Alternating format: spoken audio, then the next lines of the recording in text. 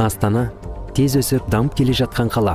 Астананың тіршілік әрекеті, күнделікті қажеттіліктері мен мәселелерін тұрақты бақылауды жүргізу мақсатында мониторинг пен бақылау саласында алдыңғы қатарлы әлемдік технологияларды ендіру қажет.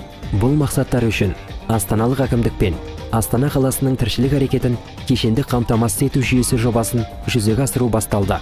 Берілген бастамашыларды жүзеге асыру Астана Innovations негізінде басталған болатын.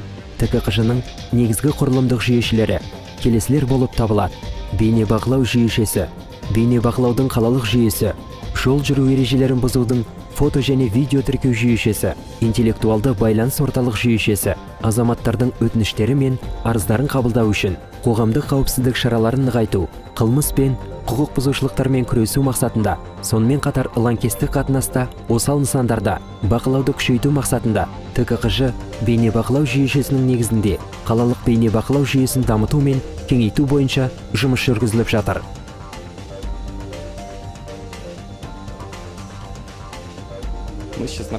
Астана тұрғындарының мемлекеттік мекемелер мен ұйымдар қызметінің коммуналды тұрмыстық сипаттағы сұрақтар бойынша шағымдары мен арыздарын орталықтандыру мен жүйелеу мақсатында Астана Innovations кезекші қызмет 109 мемлекеттік мекемесінде интеллектуалды байланыс орталығы құрылып, жұмысын бастады.